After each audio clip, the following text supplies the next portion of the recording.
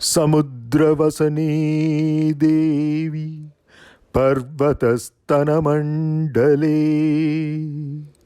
विष्णुपत्न्यै नमस्तुभ्यं पादस्पर्शं क्षमस्व मे. Those who dare to fly don't care to leave their footprints behind. Welcome to FVS. Very good morning, everybody. Morning, sir. Good Morning. morning, sir. Morning. Are you able to see my screen now? Yes, sir. Excellent. Okay. Hope all of you had a great Diwali. Yes, sir. Okay. Nice. So let's continue from where we left off last time. We were looking at modeling in general and modeling flight vehicle structures and more particularly composite structures. And we were looking at the assumptions that are involved, the way we will approach it. There are many different ways to modeling, and in some of the modeling approaches, some of these assumptions may not be made, and so in some additional assumptions may be made. So we're just listing out those which will be critical for us. So let's continue with the third one. We had, I think, completed two of the assumptions. Did somebody say anything? Okay. So we want to ensure that the assumptions that we make are all necessary as well as relevant. That is the critical thing. And I discussed these two aspects in the previous class. The first aspect we saw was the fact that the material is elastic, and which is a valid assumption, which is why I've listed it in green font, which basically means that the stress and the strain have a one-to-one mapping. That is, at any given point, if you know the strain field, you know the stress field, and vice versa. If you know the stress field, you know the strain field. So that one-to-one relationship, which also entails, because elastic materials can be of two types. The elastic model can be either local or non-local. We are restricting ourselves to just the non-local model. In other words, there's no influence of the neighborhood. If I know the stress at a particular point, I know the strain at the particular same point, irrespective of what the stress and strain or any other features might be at any neighboring point, however near or far it might be. So that is basically fact that it happens just at a particular point. And also we are for the time being leaving out time dependent features like fatigue, creep, etc., whereby the material can undergo degradation with aging. It could also be certain effects of the moisture and temperature, which bring down the performance indices of these materials. So for now, we are ignoring all that. We are saying that it's in the healthy regime and it's within the elastic limit, and therefore we are saying that the loading and the unloading path are one and the same. So sigma ij is a function sigma ij of epsilon kl, or vice versa. You can think of epsilon ij as a function epsilon ij of sigma kl, which is basically the inverse of that, which may or may not be always possible in an explicit fashion, because this is a nonlinear expression in general. So that's nonlinear elasticity. Then with the second assumption, we bring in material linearity, whereby we say that this relation between the stress and the strain still is 1:1, but now we are restricting ourselves to just linear relationship between the stress and the strain, and in that sense we say that the material is linear. In other words, if you draw the stress versus the strain, it will be a straight line, at least up to the strain of interest for us. And for brittle materials, right, almost up to failure, you have a linear behavior, and so this is good enough. But when we say composites, we are also including other matrix composites, not only polymer matrix composites. So metal matrix composites, for example, material linearity is valid only up to a certain level of strain, the elastic limit, beyond which it goes into a non-linear mode, and therefore we need to take that into account. So right now we are restricting ourselves to just the linear regime of metal matrix composites, and the entire regime unto failure for ceramic matrix composites or polymer matrix composites. Most of the aerospace studies are related to polymer matrix composites because metal matrix and ceramic matrix, or carbon matrix for that matter, are only applicable for certain niche areas where high temperatures are involved, and therefore you need to go for matrices which withstand such high temperatures. So that's the reason why I put this particular assumption in an yellow font, which basically means that it is acceptable, but with a caution when you use metal matrix composites, or for that matter just the metal alone as a metallic alloy, aluminum, titanium or steel. Those times you have to ensure that you are applying these methodologies only up to the point of the elastic limit. If the strain is beyond that, then ensure that the nonlinear terms are added up. And the next thing that we will look at is the assumption of there being no body moments. Many of you may not have heard this term body moment, and rightly so, because it's a very rare phenomenon, and therefore I put this font in a green font, which means it's a valid assumption for almost all the materials that we deal with, including the three or four types of composites based on those matrices. To understand this, let's take a step back and look at body forces. I think all of you would have heard of this, body forces. Important example of that, very common example, is the gravitational force. Because the Earth or any large planetary body is exerting non-ignorable or non-negligible force, which is called as gravity, which is given by the universal gravitational constant, big G, times the product of the two masses of the planetary body and the particle that we are interested in, divided by the distance between their centers squared, gmm by r squared. That is basically the force between these two entities, which we call as the gravitational force. Now that particular gravitational force is distributed in a when we move on from a particle to a body of finite volume instead of infinitesimal volume. For example, my hand, it could have different densities depending upon whether you're looking at the bone inside or the skin or the flesh or the blood. So different locations have different mass densities, and therefore the pull of the Earth downwards would be different at different locations, which will basically be governed by the density rho times the acceleration due to gravity, small g, which on Earth's surface is 9.8 meter per second squared, as you know, approximately. So rho into g gives you actually the force per unit volume. You have to multiply by that volume or integrate with respect to the volume. So that is rho g times dv, integration over a volume, in order to get the total force that is acting on this particular body. So keeping that in mind, it's a distributed force. Same way in the case of a composite, you would have fibers in certain location, you have matrix in certain location, two of different densities, and therefore you have a distribution over there. That's a body force distribution. And this body force distribution, you might recollect, but we will also visit it one of the later classes when we look at equilibrium equations, the 3D elasticity equilibrium equations. You see that the variation of the stresses with respect to the Cartesian coordinates or any other coordinate system that you introduce will be dependent upon the body forces that are acting on that infinitesimal element around a particular point at which you're writing the equilibrium equations. Similarly, body moments can affect the equilibrium equations as well.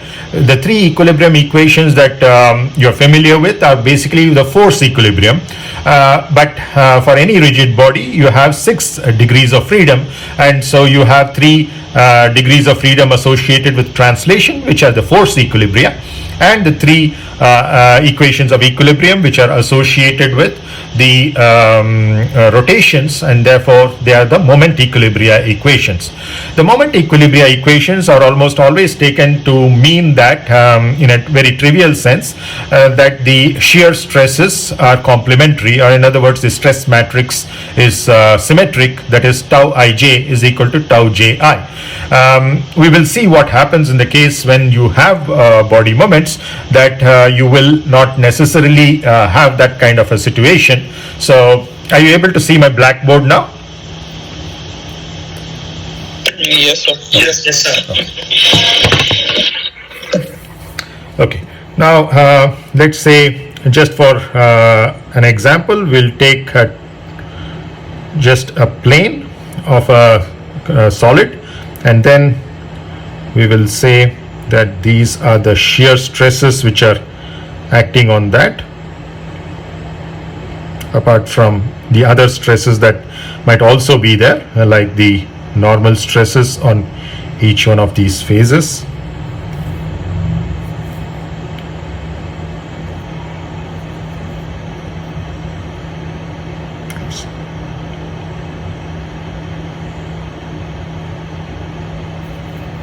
Converted into triangle. Okay.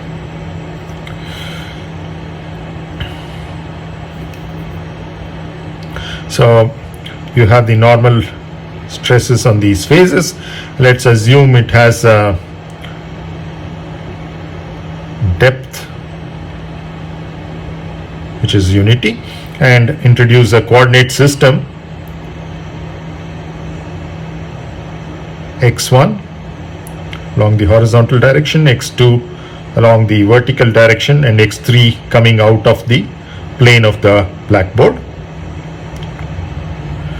Now when you have a system like this, then you know that the notation that you use is that you will call this as sigma 11, this is sigma 22, this is sigma 33, and you would have on this phase, it is the shear stress tau which is acting on the one plane in the two direction, whereas this is tau 21, and similarly this is tau 12, and this is tau 21 as well. Now if you take the size of this cuboid as let's say delta x along the x1 direction, delta y along the y direction, and delta z along the x3 direction, then you actually have, apart from the body forces, you could have a body moment which is distributed within it. Now I've not shown all these stresses, of course, and I've just shown the shear stresses of significance to us, and of course the phases which are hidden also have their stresses, as you know. Now coming to just this particular plane that we are looking at, which is the x1 x2 plane. Suppose we take that plane alone.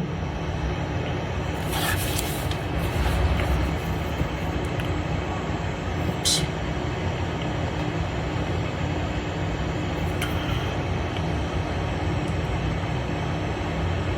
So you are Yeah. not audible. I think no. You. Am I?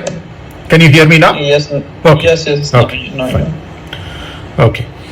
So now let's just take this phase alone, and let's take the shear stresses which can actually vary along with the coordinate measures. So whereas on this phase, let's say you have tau 21, it would become tau 21 plus dou tau 21 by dou x2 into delta y or delta x2, right? Similarly, this particular shear stress that you have here, which is tau 12 over a distance of delta x1, would become tau 12 plus the partial derivative of tau 12 with respect to x1, because we have moved along x1 direction going from this particular stress to this one. So which means that we are now talking about dx1.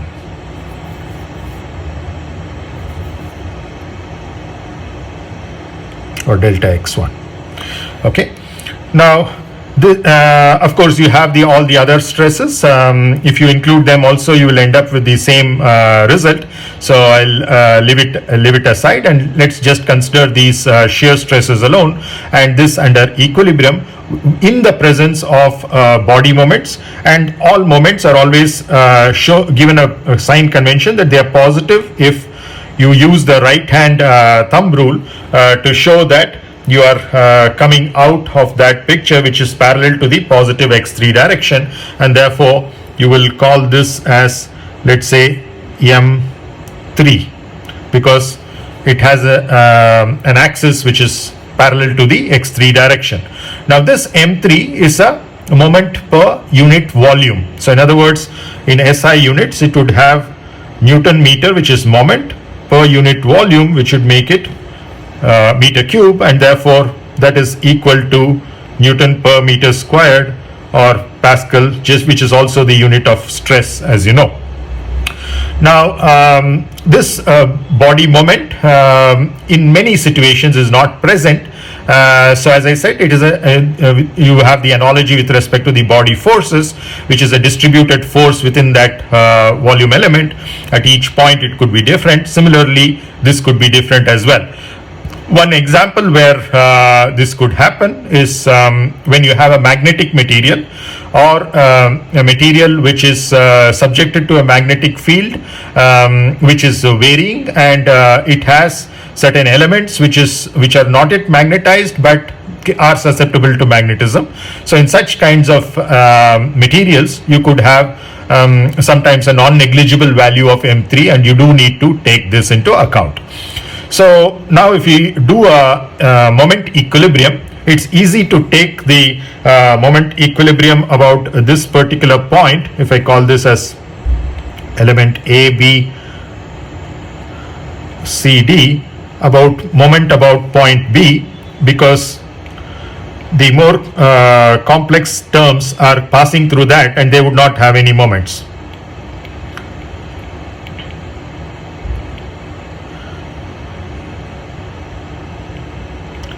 And we should also clarify along which direction it is. So it's about the x3 direction. So then this doesn't contribute because it is passing through B. This doesn't contribute as it's also passing through B. The only two stresses which contribute are this, tau12 and tau21, and they are in opposite directions. And of course the body moment. So now you see that it is tau12 which is acting on a phase which is having the height delta x2, and into the blackboard it is having a dimension x delta x3. So that is the force. Now that force is going to have a moment arm which is equal to AB, because that is the moment arm over there for that force due to tau12, and that is nothing but delta x1. Okay, so now that is acting in a direction which is positive about x3, because that moment is basically in this particular direction, and therefore it is along the positive x3 direction, and therefore it is positive. On the other hand, tau21 is offering a moment in this direction, and that is tau21 is acting on a phase which is having the dimension delta x1 along the horizontal direction, and into the blackboard you are having delta x3 once again, and now the moment arm is AD, and that is equal to delta x2. In addition, now you have a moment which is because of the body moment distribution, which is going to be given by M3, and that is positive. So this is negative, and that is going to be moment per unit volume. So in order to get the moment, I have to multiply by the volume, and the volume of a cuboid is very easy to see: delta x1, delta x2, and delta x3. And for moment equilibria, this should be equal to 0, because that's the total moment about the three directions. So that is big M3 is equal to these three contributions, two from the shear stress, which are complementary, and then the third from the body moment distribution. Now you see that because of this, you can write tau 12 is equal to tau 21 minus M3. So in the presence of a body moment distribution small m, you have the complementary shear stresses can differ from each other by the value of that body moment at that particular point per unit volume, which also has the unit of stress as we already saw. So dimensionally it's a correct equation that we have. Now the third assumption that we are making, first being that the material is elastic, whereby we said that sigma ij is equal to sigma ij of epsilon kl in general, and then we said that there is linear material as far as the elastic behavior is concerned, because of which we further said that sigma ij is equal to Eij KL into epsilon KL. Now we said that this equation entails an implied summation over the dummy indices, in this case K and L, which are repeated in the covariant and contravariant sense, that is in the as superscripts and subscripts, and therefore there is an implied summation over the entire range, and the range of course is 1 to 3 because they are Latin indices. We will use that convention that they vary from 1 to 3. So there is a summation of K from 1 to 3 and a summation of L from 1 to 3, and for linear material these E's are all constants, and we said that in general you would have 3 into 3 into 3 into 3 because I, J, K and L can all have a range of 3, and for each one of them the others can take again a range of 3. So therefore there were 81 constants is what we ended up last class with. Now we have a third assumption which has led to this fact. We are saying that according to the assumption M3 is equal to 0. There is no body moment distribution. If you make that assumption,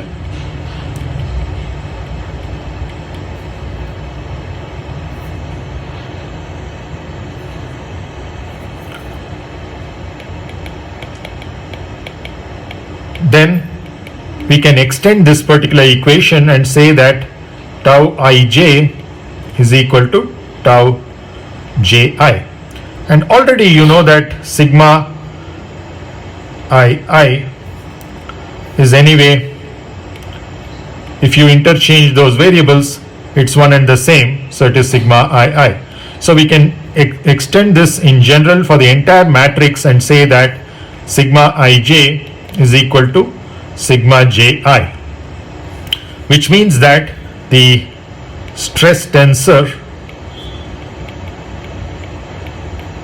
is symmetric. So in other words, a 3 by 3 matrix that you had, which has sigma 1 1, sigma 2 2, sigma 3 3, sigma 1 2, sigma 1 3 and sigma 2 3 is now symmetric, and instead of 9 components that you have over there,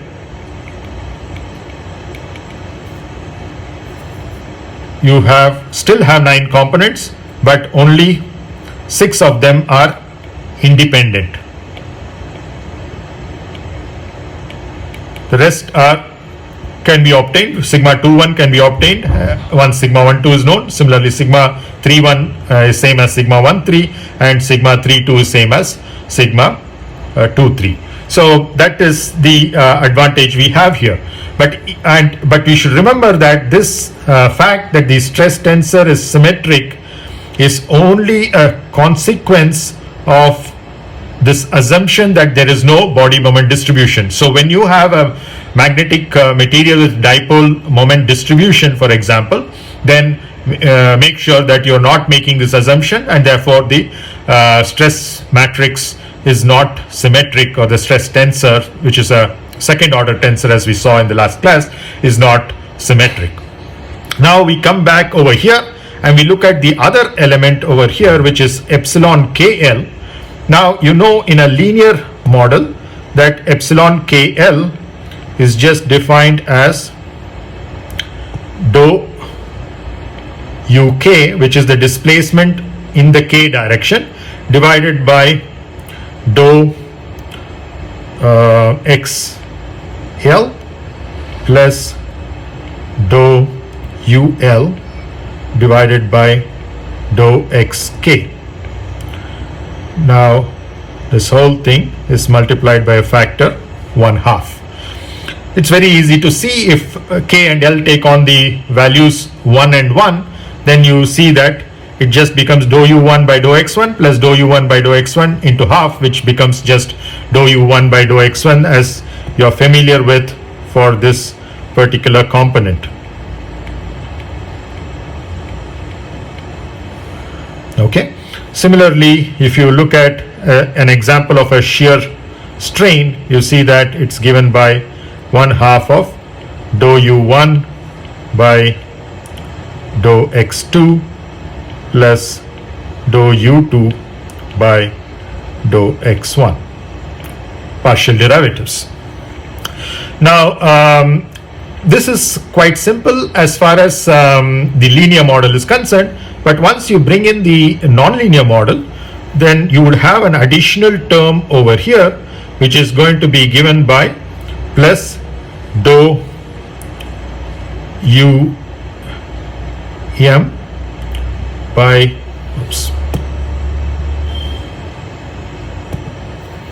dou UM by dou XL times dou UM by dou XK, again within this bracket.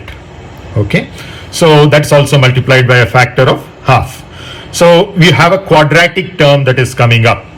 So in this example, you would see that in the case of epsilon 1,1, you would have an additional term which is coming. Similarly, in this case, in epsilon 1,2, also you have an additional term. Now you see that if you write out explicitly in the case of 1,2 and 1,1, the number of terms looks very large. Now already you're seeing an advantage of using an indicial notation, which is basically the advantage of having tensor notation over here, is that you have a much more compact way of writing things, which is why this is preferred. Now here you see that this M that you have over here in this case is repeated, and there is an implied summation over here, even though they are not one superscript and one subscript. So there are more rigorous ways of doing this, which requires a little more rigorous tensor notations, which we will not get into because that's a complete subject by itself. So though as I told in the earlier class, the summation is something that you typically take when you are having one as superscript, the other as a subscript.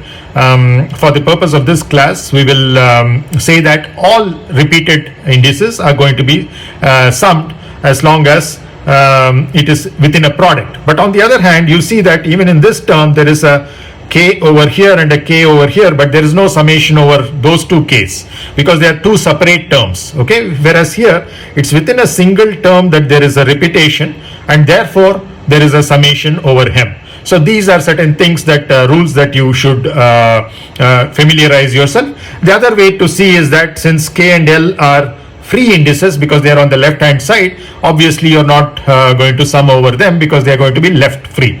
They're not going to be dummies over which you are going to be summing up. So the main important thing that ensues over here is that if you look at this now definition for the epsilon KL, which is known as a green Lagrange strain, named after two mathematicians and physicists.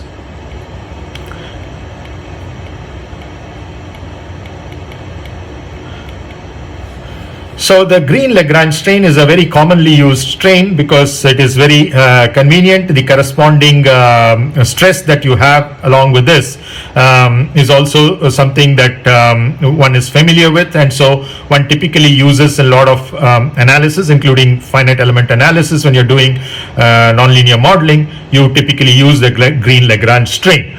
So now the green Lagrange strain and many other strain definitions which are commonly used, there are very few exceptions, let's leave them aside for now, which are rarely used, are all symmetric again. Just like we said that the stress tensor is symmetric over here, you can very clearly observe that the strain tensor over here is also symmetric, because if you interchange K and L, what happens?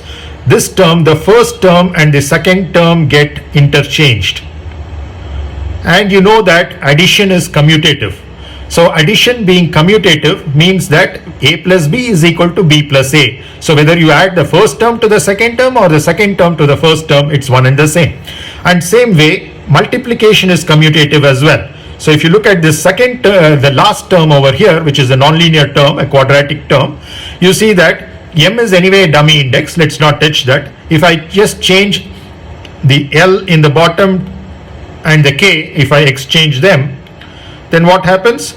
Just that the first term and the second term are going to interchange between themselves. In other words, instead of having A into B, you are going to have B into A.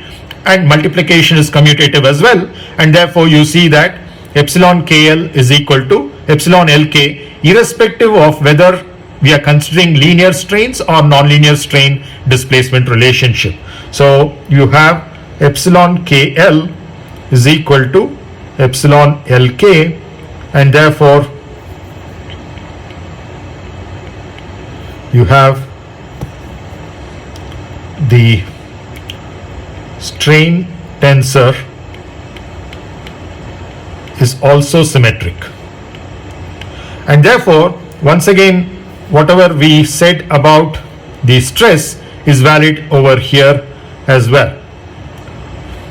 That instead of the 9 components, not all of them are independent, only 6 of them are independent, because epsilon 1 2 is equal to epsilon 2 1, etc. for the other 2 shear strains as well. The other important thing to remember here is we are talking about tensorial strains over here, which are different from engineering strains.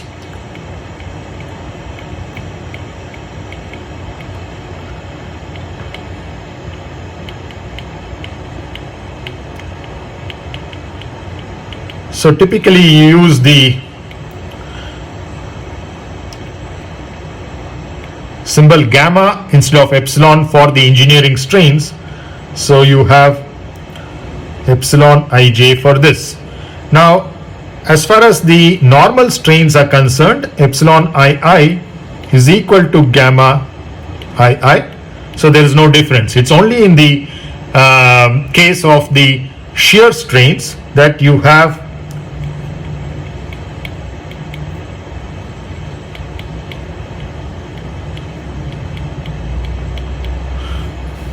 a factor of 2 coming in.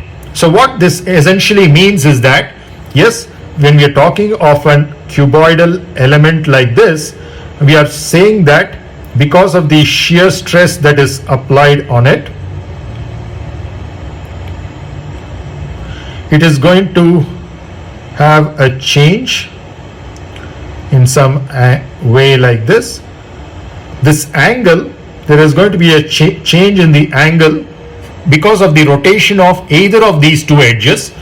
All that we are saying is that in the case of gamma ij, it's the total reduction in the 90 degrees. So initially you had a 90 degree between these two phases. Let me call them as the lines AD and DC. are perpendicular to each other at D. In other words, the angle ADC is 90 degrees.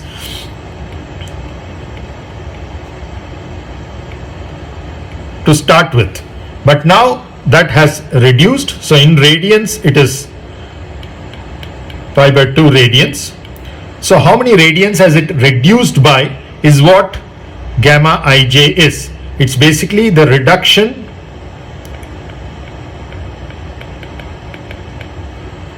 of the angle ADC in radians. So that is the sum of the rotation of AD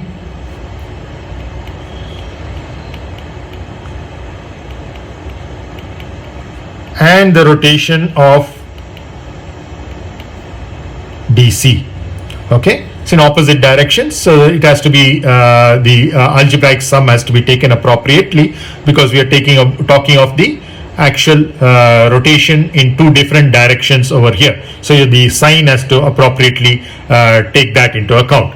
But on the other hand, what we are talking about as the tensorial strain epsilon ij is the average. And now you see the reason for this factor of half coming in the definition of epsilon 1 2 as well as the more generic epsilon kl, because you're basically taking a half factor over there. That is the reason why these two are different, and the reason why both are used is not to complicate life, but actually they have their own advantages.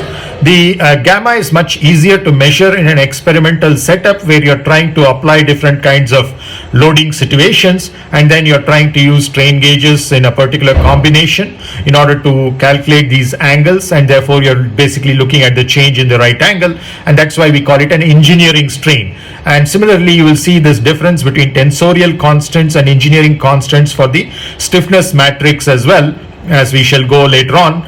For example, the Young's modulus, Poisson's ratio, shear modulus of a isotropic material are all called as engineering constants, whereas the stiffness matrix that we talked about over here, for example, in the case of the linear elastic material, this is something which is an tensorial kind of a representation of the stiffness matrix. It's not the same as the Young's modulus that you have over there. In the simplest case that you have, where you're talking about a Hooke's law, where you're saying that sigma 11 is equal to E times epsilon 11 for an isotropic material where there's only one Young's modulus. In that example, you should be very careful that this equation is valid if and only if all other stresses are zero. So in other words, this is valid, this equality is valid only under uniaxial testing, because if there is any one of the other stresses, in general you could have the influence of that coming into picture. In an isotropic material, the shear stresses may not have an influence. So even if you have a shear stress, this equation might still be valid. But when we go to composites, we will see that in general, if you have the shear stress also, then it's possible that this equation will fail, because there is a coupling that is happening between shear and normal as well. So we'll look into the mathematics of that and also the physics behind it from a geometric perspective as we shall go forward. So are there any doubts on this particular third assumption that we have made, which is no body moment distribution, and based on which we have arrived at the fact that the stress tensor is symmetric, and therefore we have only 6 independent components instead of 9. On the other hand, strain, from the very definition, we are not even making any assumption over here. So this is not an assumption. So this is just the definition of strain. By its very definition, we are saying that the strain tensor is symmetric, and therefore it also has only 6 independent components amongst its 9 elements in the matrix. Is this clear? Are there any doubts? Okay, so let's move forward. Now let's come back to the matrix that we wrote earlier.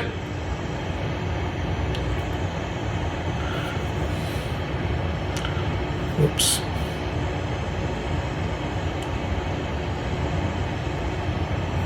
Okay, so now we have this sigma ij is equal to Eij KL multiplied by epsilon KL. Now all that we are saying is that I and J are interchangeable. Similarly, K and L are interchangeable because of the symmetry that is there in the matrix.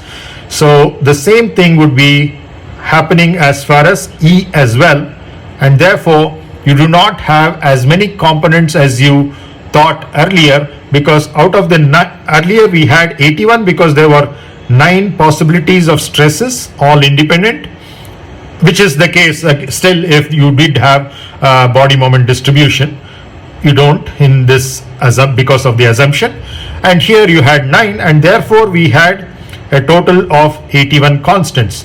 But now we are saying that only out of the 9 only 6 are independent because there are no body moment distributions.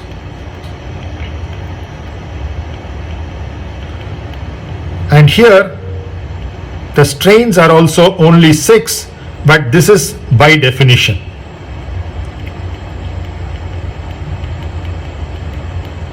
And therefore you see that it has reduced the number of independent constants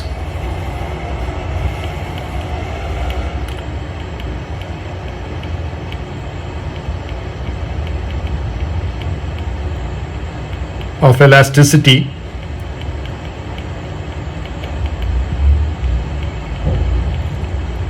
linear elasticity in the sense that the material is linear, but this is valid even for a non-linear strain displacement relationship. So whether it is linear or non-linear, there are two aspects to it. One from the material perspective, which we are assuming, because we are saying that all the E's are constants. This itself means that the second assumption that we made, which is that the material is linear. On the other hand, we are talking of the geometric nonlinearity, which is the way the strain is defined, which we defined as the Green-Lagrange strain as 1/2 of dou UK by dou XL plus dou UL by dou XK plus the dummy index M comes into picture. So there are 3 terms, in other words, over here, 3 nonlinear quadratic terms, that because there's a summation, implied summation over M from 1 to 3, so you have three more terms which you would not have had in the linear example. So even in this case, so we are not assuming the geometry to be linear. So we are allowing for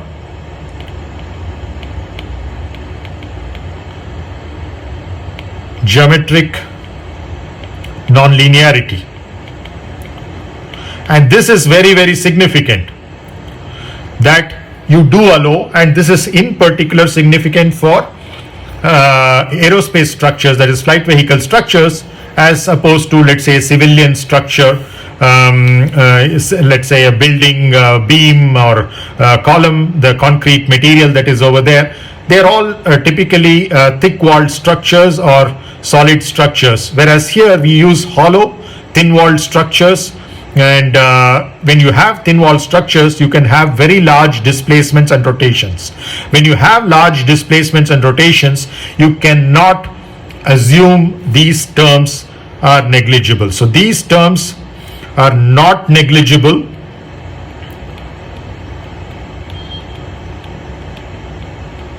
for flight vehicle structures because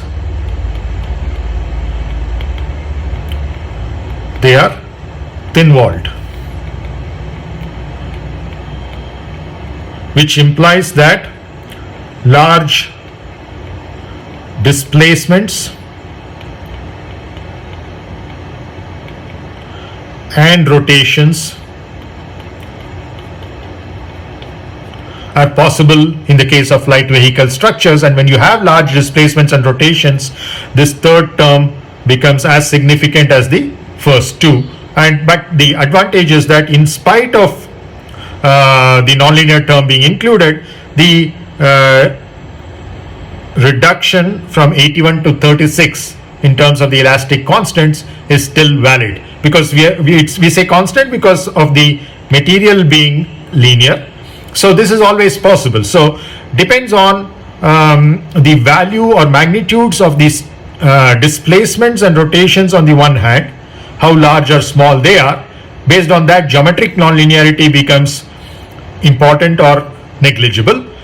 On the other hand, whether this is important or not, that is material nonlinearity is important or not, depends on the strain. So when we say material is linear, the other corollary assumption that is there, when will the material be linear? Only when the strain is small. So for a lot of beginners, this is kind of confusing. We are saying that the strain is small, but we are saying that the displacement and rotation is large. Is that possible? Can anybody answer that question? We are saying the strain is small, but we are saying that the displacement and rotation can be large. Is this contradictory? Yes, sir. Yes, sir. Because strain is the the ratio of change in the deformation by the original length. So that can be small. But if we see the original deformations, then it can be a very large value. Very good. Yeah. Anybody else would like to take a? Deformation we are considering the local region also. If we are considering local region, then it could be like the deformation could be large. But suppose if you are considering over the long, means like full span of the full dimensions, then it may be small also. Yeah. So if we are considering local region, then it could be large. Very good. Yeah. So stress and strain are defined at a point, so they are always localized. So same is the case with displacement and rotation. We are talking about at a particular point. So the fact did emerge from both of your answers in some way directly as well as indirectly. The fact is that yes, you see already this definition that is there for the strain displacement relationship over there. It's in terms of ratios, as the first student pointed out. It is the change in the length divided by the length in the case of a normal strain, and in the case of the shear strain it is a change in the right angle, and those can be large even though the strain can be small, because if the denominator is also large, then it is acceptable. And that answer actually came indirectly from the second student, because he was talking about local and in a larger sense, but actually the right answer there which he hinted upon is the fact that what we are dealing with is typically very long structures, or we are dealing with very thin structures,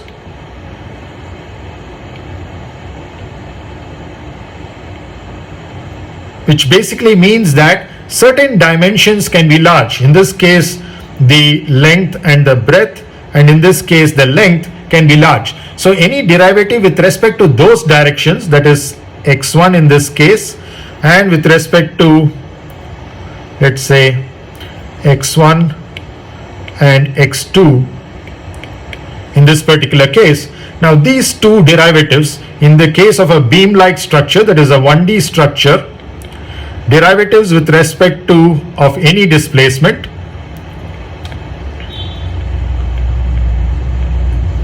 and in this case of any displacement with respect to x1 or with respect to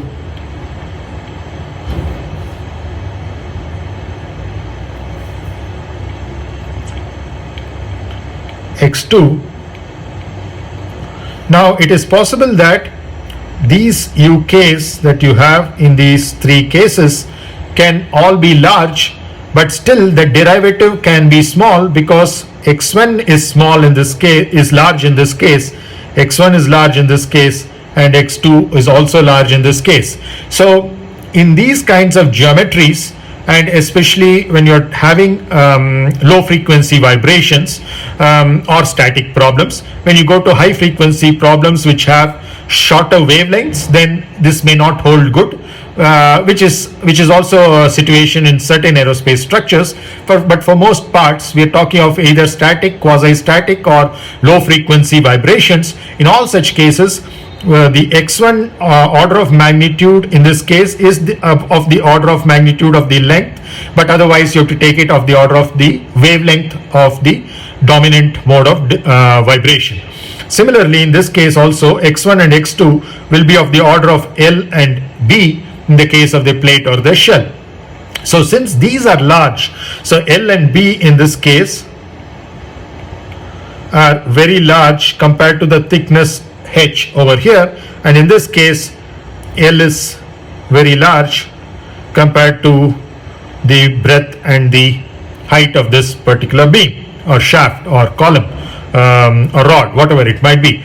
So in both these cases, because the denominator can take large values in these derivatives that you have over here, the numerator can also take large values, and still the ratio can be small. So that is, it's kind of simplified in saying that these are ratios of two quantities, which is actually derivative, a partial derivative, but you know that way the partial derivative, or for that matter ordinary derivative, is defined as a limit as the denominator's infinitesimal quantity tends to 0 of that ratio of those two quantities. So when you go back to the very definition of that, then you see that it is possible that delta UK can be large, and because delta U1 or x1 can be large, and therefore the ratio can still be small. So that is the reason why it is possible that the strain is small, even though the displacements and rotations are large.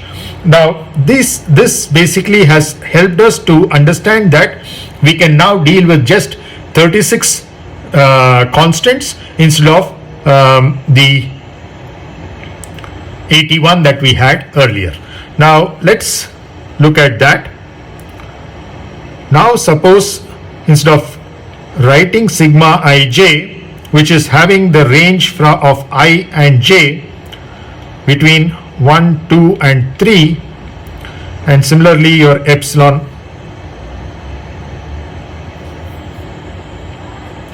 KL, where K and L are also having the values 1, 2 and 3, and therefore it's both when represented in a matrix notation become 3 by 3, 9. We have only 6 independent quantities that are of interest in each one of them. So there is a simplified way of denoting the stress and the strain through a column matrices instead of square matrices. The rigorous correct way is to represent them because they are second order tensors. So both the stress as well as the strain are second order or second rank, as some books might use the terminology. Therefore, it is important that when you express it as component form, you have a matrix which is square, okay, and a 3 by 3 matrix because we are dealing with 3-dimensional space. On the other hand, just for simplification of our notation, because we know that out of those 3 by 3 9 elements, only 6 are independent, we are moving from a 3 by 3 matrix to a 6 by 1 column matrix. So we don't have a square matrix anymore, we have a 6 by 1 column matrix, and we put the normal strains first, sigma 1, 1, 2, 2 and 3, 3 in the proper order 1, 2, 3, and then when we put the shear stresses, we put the one in which 1 is missing, that is tau 2, 3 first, the one in which 2 is missing, that is tau 3, 1 next, and the one in which the subscript 3 is missing, which is tau 1, 2. So remember, this order is very significant. It's very easy to remember sigma 1, 1, sigma 2, 2, sigma 3, 3, but sometimes people mess up with the ordering of this. Of course, as long as you keep everything else consistent with that, no issue. This is just a notation. But if you use this ordering and some other ordering for strain or for the connection between them, that which is basically the stiffness matrix, then you're going to end up in trouble. So let's be consistent. So throughout this course, we will use this particular order. So you see that in this, subscript 1 is missing.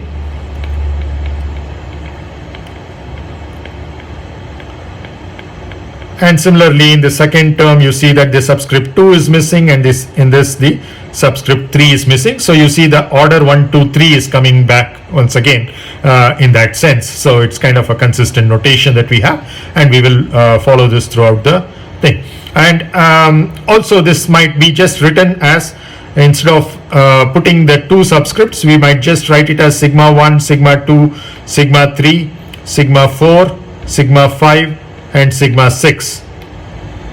Okay, this might give you an impression that it's like a first order tensor because it has only one subscript, but this is just a notation for convenience. This is not a rigorous mathematically acceptable notation. It's purely done for convenience of derivation, just for simplicity of how it looks. The more rigorous way is to use these epsilon ij's and epsilon kl's with two subscripts. That is the right way to do it, but because we want to deal with lesser number of entities, we introduce this particular system. So the same thing is valid in the case of the strain as well, that you now have your epsilon is defined as epsilon 1, 1, epsilon 2, 2, epsilon 3, 3, epsilon 2, 3, epsilon 3, 1, and epsilon 1, 2. Now this is a tensorial strain which is accepted, but now change is coming, because now we want to move slowly towards what we gain from testing, etc. So then what we do is we introduce a factor 2 over here, and of course correspondingly in the stiffness matrix which relates these two, we'll have to make the appropriate allowance in those terms to bring in a factor of 2 or 4 in different locations, so that we are still consistent with the earlier definition of sigma ij being equal to eij kl times epsilon kl. Now what this means is that now we are talking of a gamma 2, 3, which is the engineering strain in all the three cases. Okay, so instead of talking about the average rotation of those two adjacent lines which were making 90 degree to each other, which were orthogonal to each other, we are now talking of the total reduction in the angle 90 degrees that has happened because of the application of the shear stress. Yeah. So can you please point out that when not to talk about the engineering and the tensorial, means where we have to talk about the tensorial and where we have to talk about the engineering? Okay. So the relation between them, as you see, is very simple. It's just a factor of 2 or half going from one to the other. So when you are using this mathematical notation, mathematically rigorous notation, that is basically your sigma ij and epsilon kl, always use the tensorial strains. Okay, and of course as far as normal strains are concerned, there's no difference at all. It's only in the shear strains that you have a difference of this factor of 2 or a half. So ensure that in this case you're only dealing with epsilons, then only all the are you able to listen to me? Anybody else? Is it breaking? Yes, sir. Okay, let me see what's happening. Yes, welcome.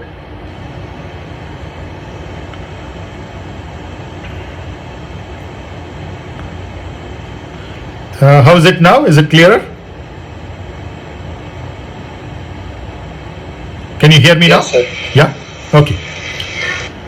Fine. Now let's look at this. So the question was when to use the tensorial strain and when to use the engineering strain, or rather when not to use them. Okay, so just what is important is when you're using it, you should see where you're using it, whether it is consistent with the usage. That's all that is important. For example, as I said, the tensorial strains are mathematically rigorous.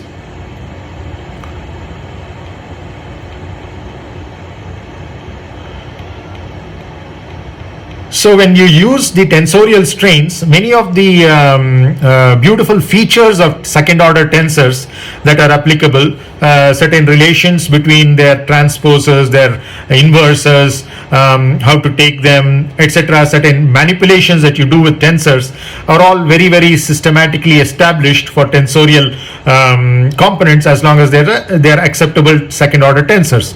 But once you write the strain not as a tensorial strain but as an engineering strain, in other words, you're replacing the shear strains by double their values, which is what engineering strain is. So in that case, you will not be able to utilize some of those tensorial manipulations directly. You might have to introduce factors of 2 in an appropriate way there. Again, it is not universally valid. It is valid only for the shear strains and not for the normal strains. So it becomes a little messy when you're doing a mathematical derivation based on tensors or the indicial notation. Then it's always preferable to use the tensorial strain, that is epsilons. On the other hand, when you're dealing with experiments measuring the strain by the change in the right angle and then plotting it versus the shear stress, or you're using material constants which are associated with typical engineering constants like Young's moduli, Poisson's ratio, and shear moduli, etc. Of course, with the appropriate subscripts in the case of composites, because they are direction dependent. In all those cases, use the engineering shear strain. Okay, sir. Thank you. So only important thing is it doesn't matter where you use what, just be consistent throughout the equations. That's all that matters. Only when there is an inconsistency which somewhere you drop off the factor 2, then you could end up with problems. As long as you're watchful of that, you can use them interchangeably. But there are advantages, I'm saying, of using tensorial strains in mathematically rigorous derivations and in using engineering strains in experiments. And the data analysis which ensues after those experiments are performed in terms of establishing it through engineering constants like Young's moduli, Poisson's ratio, and the shear moduli. So when you're dealing with these kinds of quantities, it's best to use the engineering shear strains, which are double the tensorial shear strains. Okay. One mnemonic that I used to use in the earlier stages was, I was always thought of engineers as more dignified, or the word engineering having more letters. So that is double the tensorial, which is much smaller, which is basically for mathematicians, some dignity of the engineer over the mathematician. So that's how I kind of remembered that. But it's very easy to see from the basic definitions how this goes, that the engineering shear strains has a total change in the right angle, and therefore they're double the average, which is average rotation of those two lines, adjacent lines, which were originally orthogonal and have changed by a certain angle because of different values of their rotations. So we are taking the average rotation of those two lines. Okay. So that kind of, let me go back to the PowerPoint slides. So now we have come to the third assumption, where we have no body moment distribution, and therefore we ended up with 36 constants. So we can actually write that out. So we would have now sigma is equal to a matrix which is now 6 by 6, because the strains and stresses are also 6 by 6, what we call as sigma 1, sigma 2, sigma 3, sigma 4, sigma 5, and sigma 6. Similarly, you have here epsilon 1, epsilon 2, epsilon 3.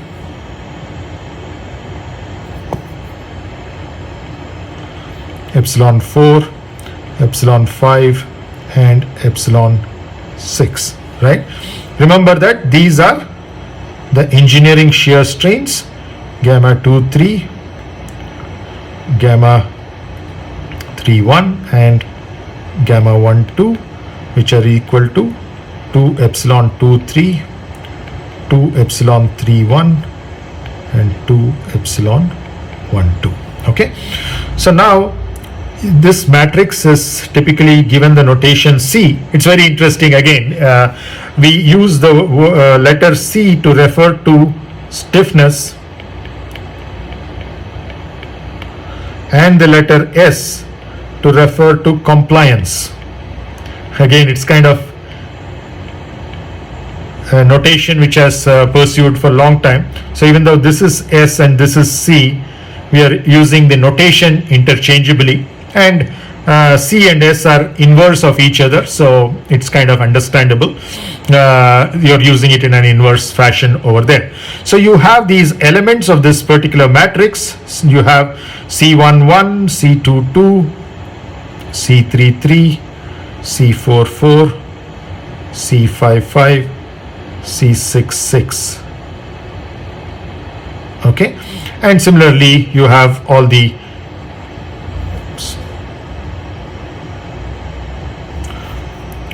off diagonal elements, the first row second column, the second row first column, etc.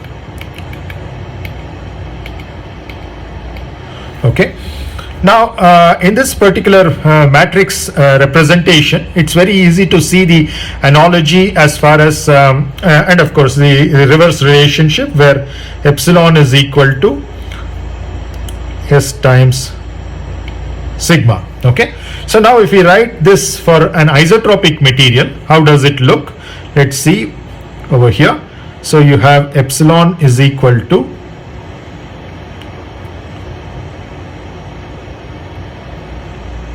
in terms of a sigma over here. So here you would see that you would just have 1 by E for the first three terms, where E is the Young's modulus of the isotropic material.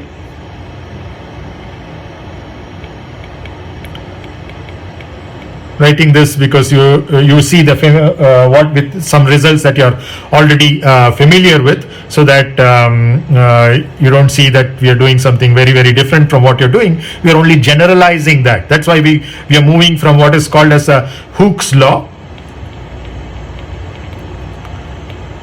to a generalized Hooke's law.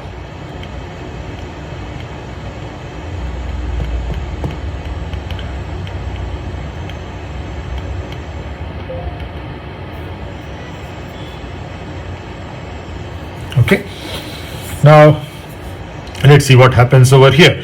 So now you also have the Poisson effects. In other words, the normal strains in one direction, two direction, and three direction, all three can be excited by a stress just in the one direction. You might be performing just the uniaxial test. Let me probably write this fully so that I can explain certain things.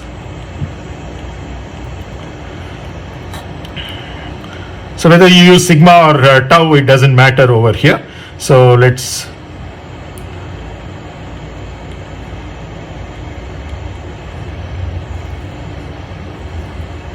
okay.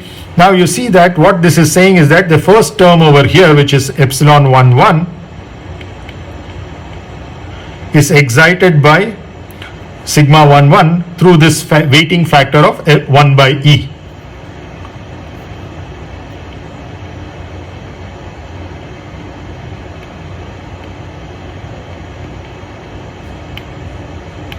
Okay, now you also know that when there is a sigma 1, 1, there can be an epsilon 2, 2 as well. In other words, you're performing, let's say, a uniaxial test on this specimen by applying the stresses sigma 1, 1 on these two edges.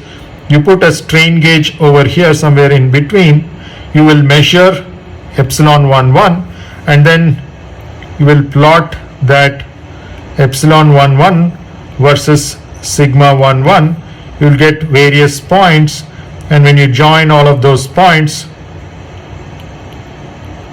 you basically end up with a straight line, and then you measure the slope of that line, and that slope of that line turns out to be 1 by E, which is how you populate this particular term over here, which is 1 by E, is basically coming out of this particular experimental data analysis, right?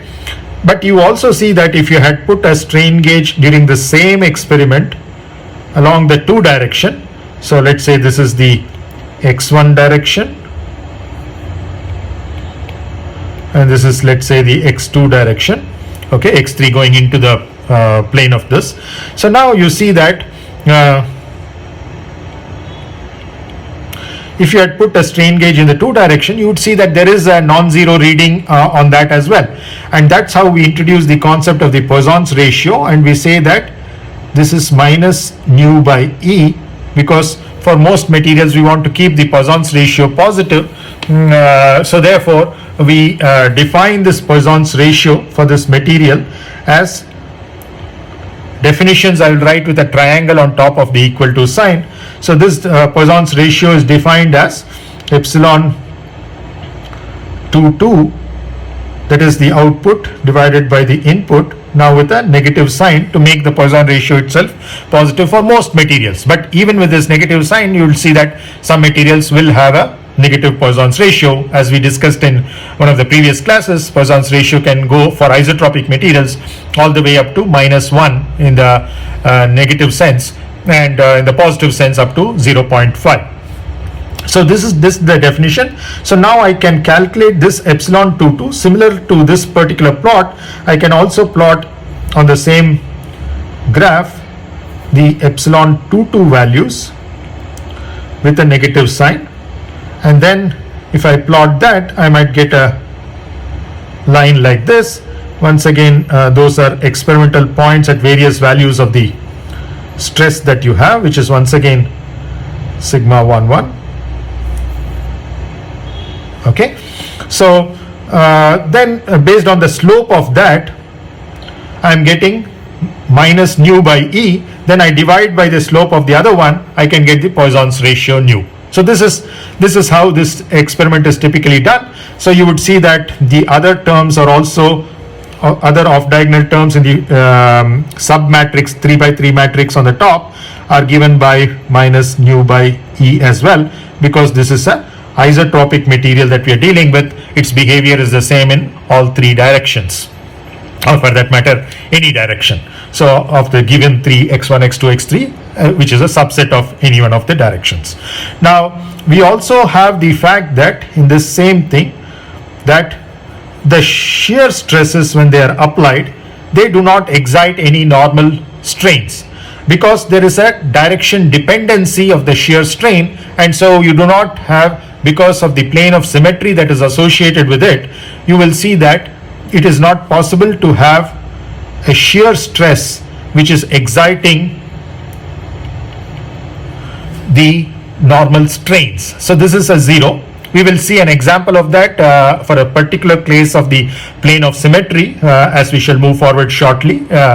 From a logical reasoning, we will see how we can argue out the fact that that particular matrix 3 by 3 matrix sub-matrix that is there is is a matrix of all zeros, because these 3 shear stresses cannot excite any normal strains, and that matrix is actually a coupling between those two, and therefore we are saying that that should be 0.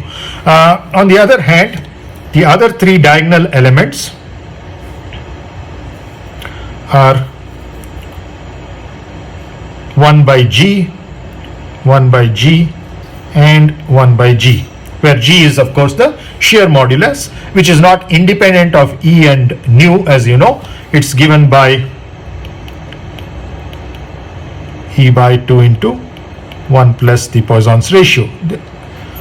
It is a standard way of deriving this. It's purely a geometric derivation that you can easily do when you're actually looking at. And for this again, one of the examples that we discussed based on the quiz that you had in terms of how a shear strain can cause compression and therefore buckling. At that time I had indicated that if you had an element like this which is subjected to shear stresses, let's say in this direction, I'm showing it in a negative fashion, but basically at 45 degrees to this, you would see that there is, for this example, there is tension and compression over there of the same value, right, at 45 degrees. So this is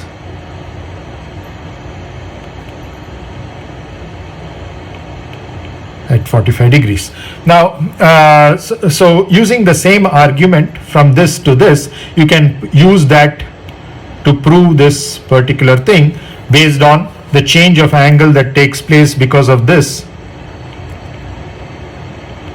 whatever, and that change of angle, how does it actually it's in the opposite direction, so it's actually going to increase over here because I've drawn a negative shear strain, and it's going to decrease at these two ends. The right angle is going to reduce in value.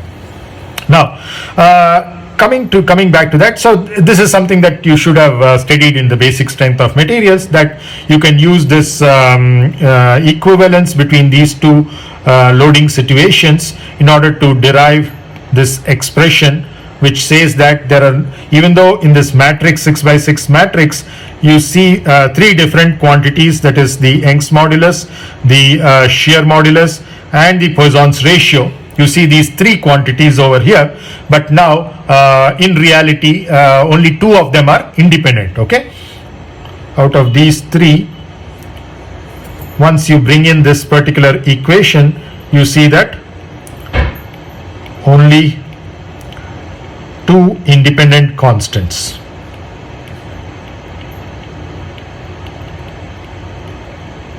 Okay, so out of all the elasticity constants that we were discussing, starting with 81 for a linear elastic material, we have come down to 2 as far as isotropic materials are concerned. The reason I'm introducing this at this point is that you're familiar with isotropic materials, and so you would see the form of this matrix at this stage, but this is not what we will use. This we will use as a special case of what we are going to derive from the point of view of the composite material, by saying that under certain conditions the isotropic material will be a special case of that, at least until the elastic limits. So are there any questions on this for the isotropic material? Because now we'll go back to the composite. Okay, so now let me go back to these slides.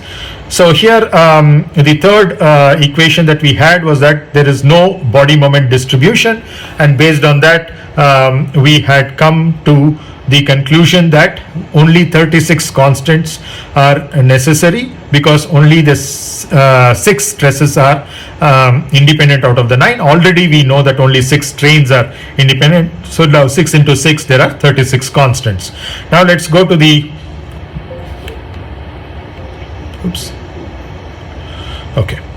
the fourth assumption.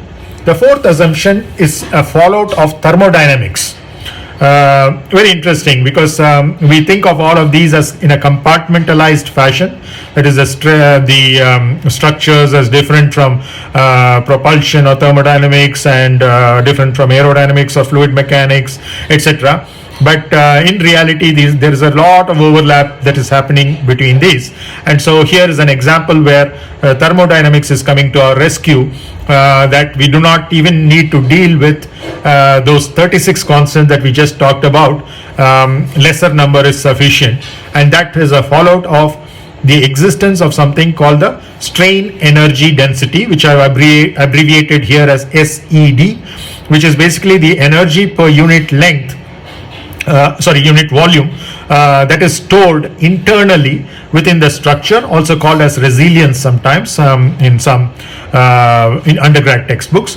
So, but basically what we are talking of is how much of that work done on this structure, because we are applying a certain stress, we are applying a certain strain, that is basically resulting in a certain deformation and because of that deformed shape, it is storing certain energy internally, and because it's an elastic material, when we release those loads, that energy gets released in the form of that body doing some work. So this equivalence between the work that is done and the energy that is stored is what is a fallout of the thermodynamics, because it's an adiabatic process that we are assuming over here. There's no heat exchange that is taking place, but in reality what actually happens is there is a certain small amount of heating that happens when there is a mechanical load, and there is certain heat loss, etc., which are all negligible for all practical purposes when there is a slow rate at which the loading is done. Because remember that we are taking the stress and the strain to have a one-to-one mapping, which is what we define elastic materials for our purpose to be, which means that it doesn't depend on the strain rate.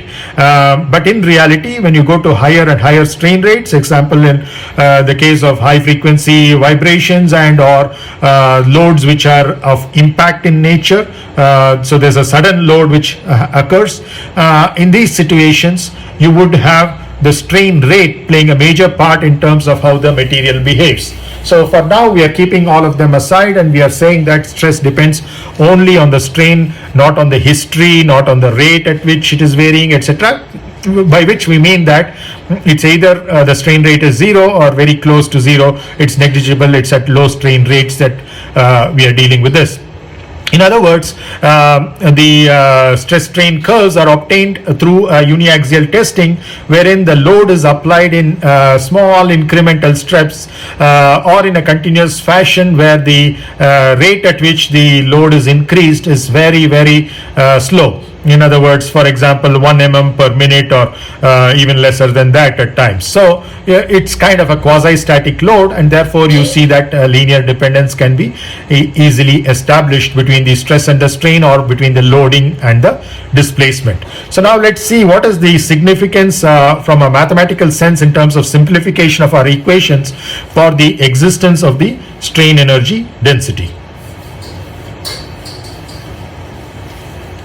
Okay, now we have already this sigma is equal to a C matrix into the epsilon matrix, which is 6 by 1 column matrix for the stress and the strain, and a 6 by 6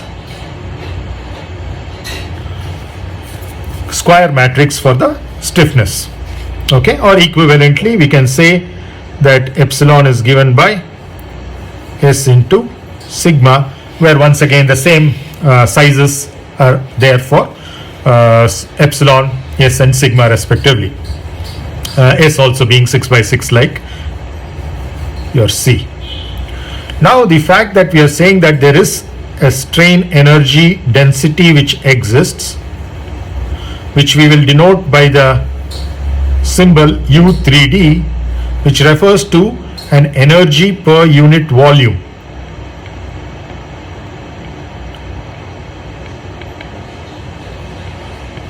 The reason why we are writing 3D over there is this is a three-dimensional sense, because we are talking of volumes over here. Because later on we will also talk of strain energy densities of a beam, column, rod, or a shaft, in which we will talk of a U1D, which is energy per unit length of those rod, beam, column or shaft. Okay, and similarly in the case of a plate or a shell, we would talk of a U2D, which is energy per unit surface area, which could be the mid surface or any reference surface that you are using for this. And this length of course refers to a particular reference curve or reference line that you are using with respect to the one-dimensional structure, which is a rod, beam, column or shaft. It could also be a truss element, or it could be a frame element.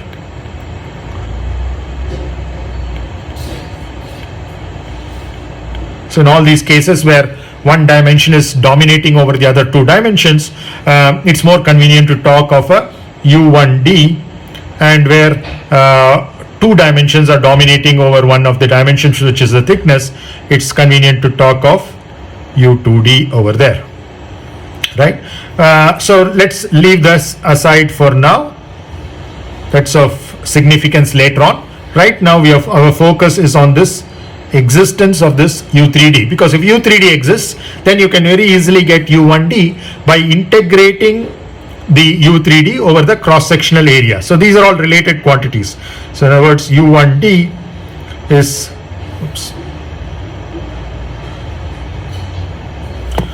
is given by an integral of U3D with respect to the cross-sectional coordinates. Suppose the length is along x1, the cross-sectional coordinates are along x2 and x3. So this is a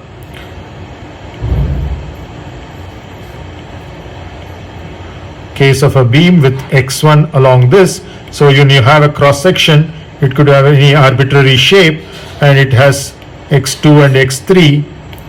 So if that area that we are talking about is A, we are basically having a area integral over that area, let's call it A naught, over that cross-sectional area A naught, an integration of U3D with respect to x2 and the x3 coordinates. For example, if it was a rectangular cross-section, x2 would be over the entire breadth and x3 would be an integration over the entire thickness. Similarly, in the case of the energy per unit area, it is just an integration of the same energy per unit volume, that is the strain energy density, with respect to the thickness coordinate x3. So you have a plate over here, or a shell for that matter, and then this is the thickness, which is much smaller compared to let's say the other dimensions L and B, and therefore we are integrating, let's say if it's at the mid surface that we are talking about, from minus h by 2 to plus h by 2, the range of the thickness or the height, we are integrating an energy per unit volume with respect to the thickness, we end up with energy per unit surface area. Similarly, when we integrate with respect to the cross section, we end up with energy per unit length. But the fact that the strain energy density exists means that we can now take advantage of the fact that this U3D is now equal to 1/2 of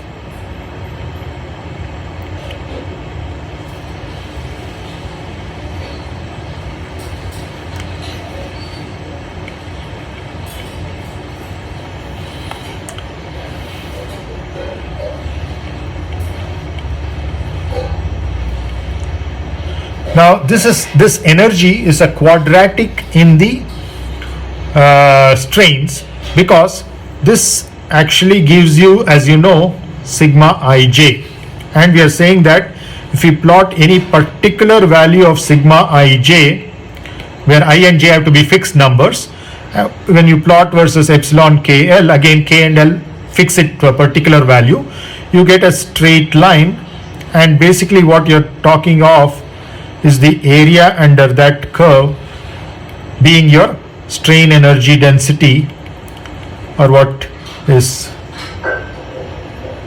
referred to as U3D is the area under the stress strain curve.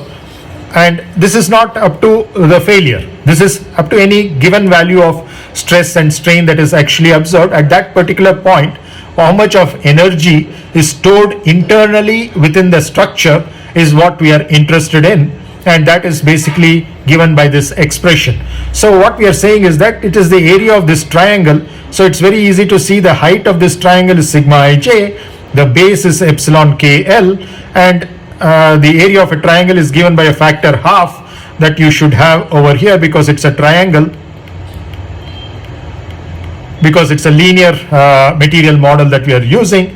Therefore half the base into the height is what we are doing, the base being epsilon kl, the height being sigma ij for this triangle, and then sigma ij we are replacing by the relationship that we got in terms of the the elastic constant, tensorial elastic constants multiplied by epsilon ij to give you the,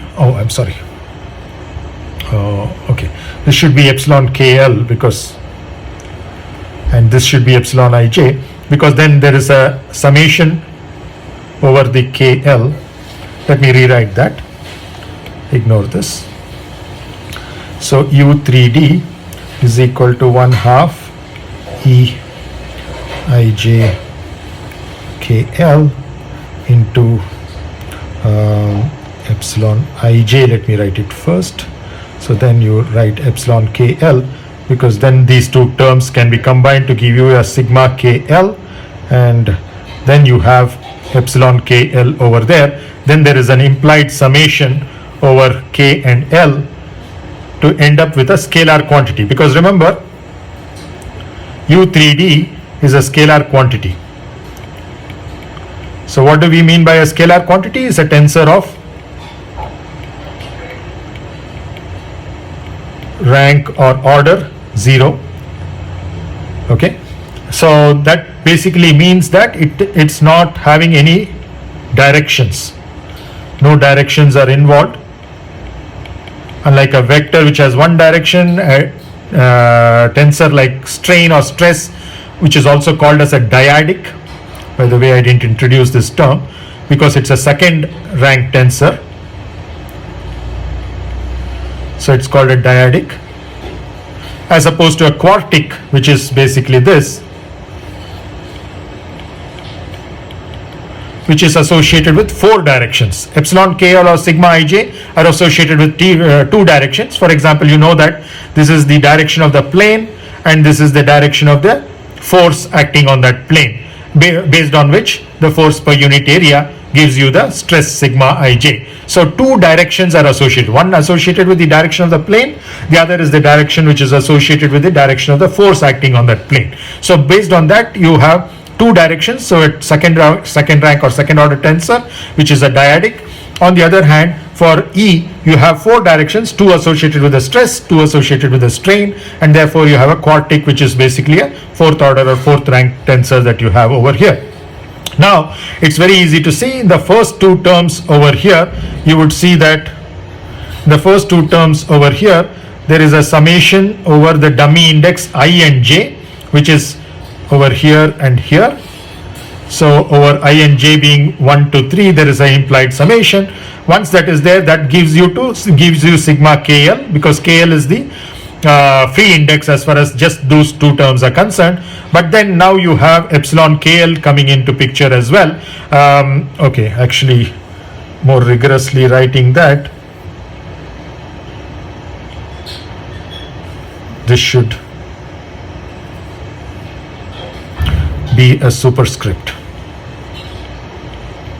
Okay, so now you have once again an implied summation that is taking place over k and l, whereas when you're looking at just the first 2 terms over here, that is E and the first epsilon, that is epsilon ij, it looked like kl was a free index, but now once you bring in epsilon kl as well, that is the 3rd term, you are having kl also being repeated as a superscript and subscript, and therefore there's an implied summation over k and l as well, and therefore you are ending up with a scalar quantity, which is the strain energy density or energy per unit volume of the material. Now, what does this lead to in terms of the simplicity of the stiffness matrix? We will take up at the beginning of the next class. But just if there are any questions related to the very definition of the strain energy density, I'd be happy to answer that. So we're done with the class. Sir, you said that this strain energy density thing has come for the rescue of the assumptions. Yeah. So what do you mean by that? Yeah, not the rescue. For our rescue, I said not for the assumptions that we have already made, but this is an additional assumption that we are making, which will help us to further simplify. See, already we have come down from 81 to 36, right? Because of the other assumptions that we made, like no body moment distribution.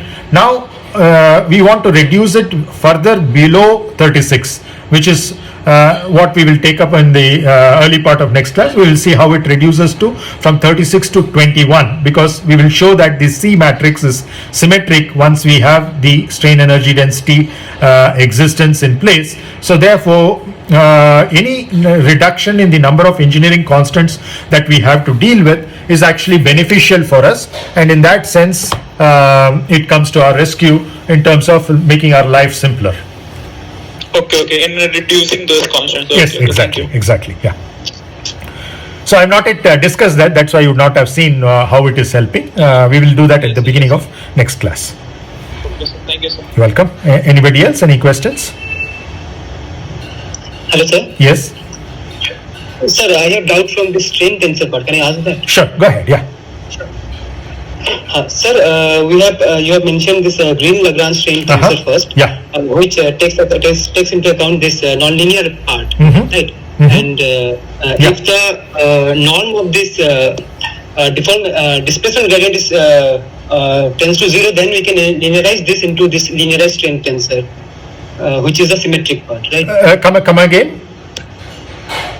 If the norm of this displacement gradient is Uh-huh. very less, Yeah, then yeah. we can linearize this green Lagrange strain tensor and Correct. get this Yeah, yeah. symmetric strain Right, tensor. right.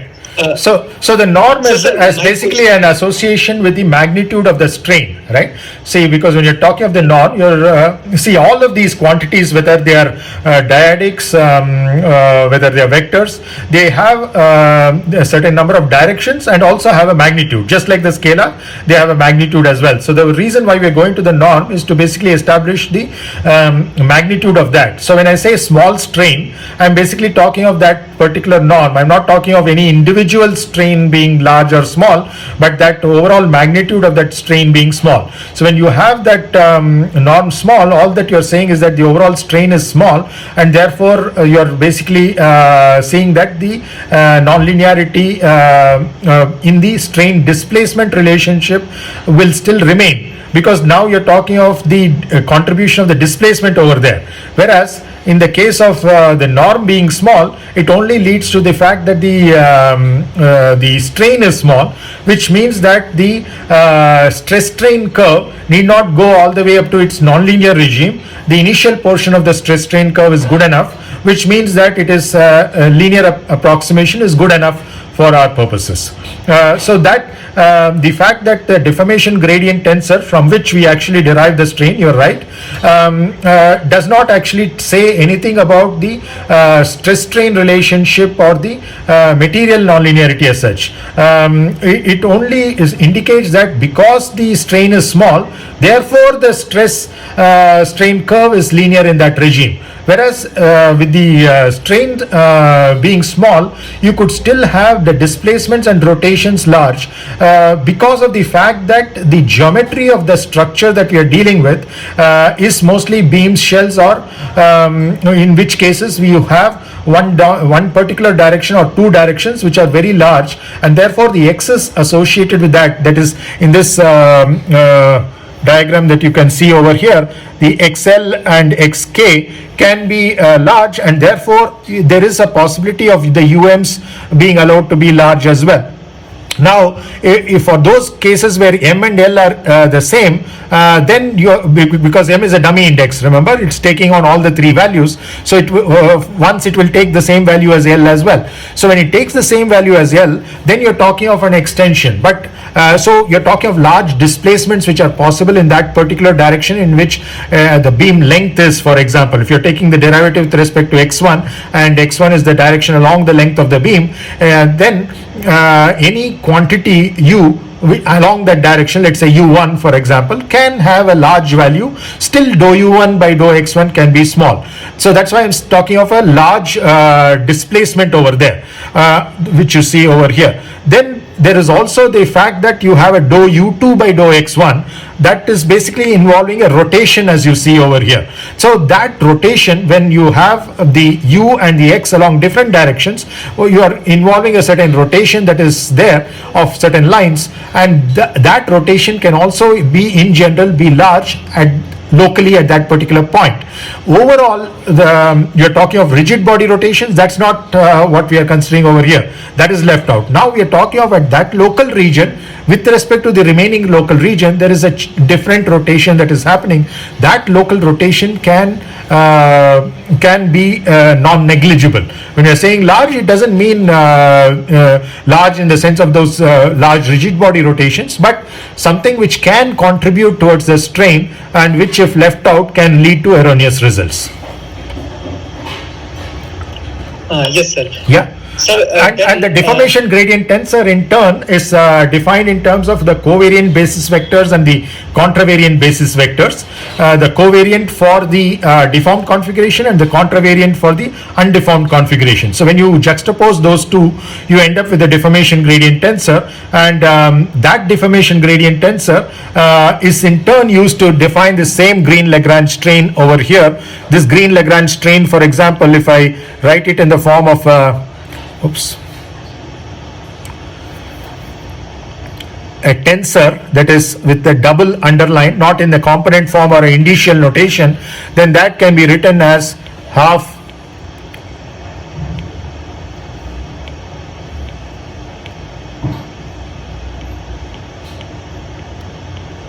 where this is a dyadic, this is a dyadic, and there is a double contraction in the index over there. Now this is what you are referring to as the deformation gradient tensor, which is also a second rank tensor, which is in turn, as I said, defined in terms of the covariant and contravariant base vectors over there.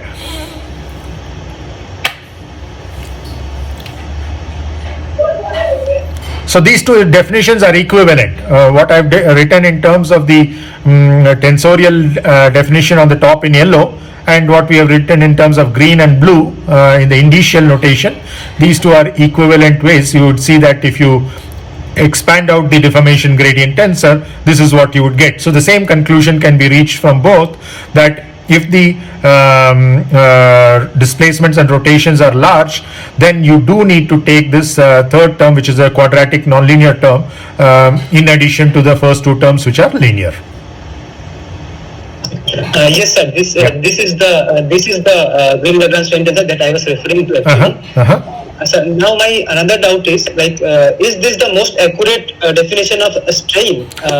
Like for example, if we talk about biomechanics, can we use this strain tensor there also, or we need to add more higher order terms in this strain tensor? Excellent question. It all depends upon what stress you're using. So the stress and the strain have to be a conjugate pair. Already we introduced the concept of strain energy density, so it's very easy to do that now, that you are going to define that U3D in this same tensorial parlance as U3D is equal to your stress tensor, double contraction of that with the strain tensor over here. Now, which strain you use, whether you use the Green-Lagrange strain over here or some other strain, you have to ensure that your sigma correspondingly definition is changed. What stress are you using with that particular strain? Okay, suppose you change the definition of the strain, then you have to use the corresponding stress definition so that this is never changed. Irrespective of what your stress and strain definitions are, your U3D has to be the same, and that is always known. You're doing a certain amount of work on the body, it is storing that internally. As long as it is within the elastic regime, when you release the loads, it is going to do some work in order to release that strain energy. That particular value of the strain energy stored should be the same for any given value of stress and strain at a particular point, in terms of what is the energy per unit volume which is stored at that particular point in an infinitesimal volume around that. So it is kind of inappropriate to say whether Green-Lagrange is the right strain to use there or not, because the question is only half.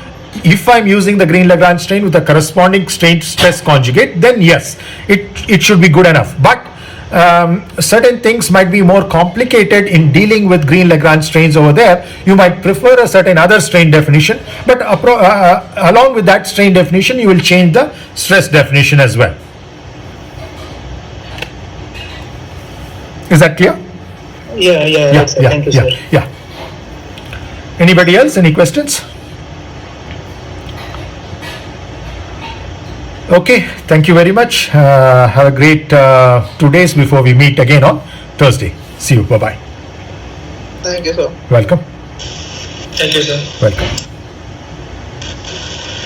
Thank you, sir. Welcome.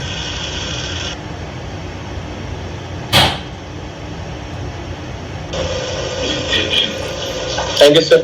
Most welcome. Mrityunjay मंत्राः त्र्यम्बकं यजामहे सुगन्धिं पुष्टिवर्धनम् उर्वारुकमिव बन्धनान् मृत्योर्मुक्षीयमामृतात् एते सहस्रमयुतं पाशा मृत्योर्मर्त्याय हन्तवे तान् यज्ञस्य मायया सर्वान् वयजामहे मृत्यवे स्वाहा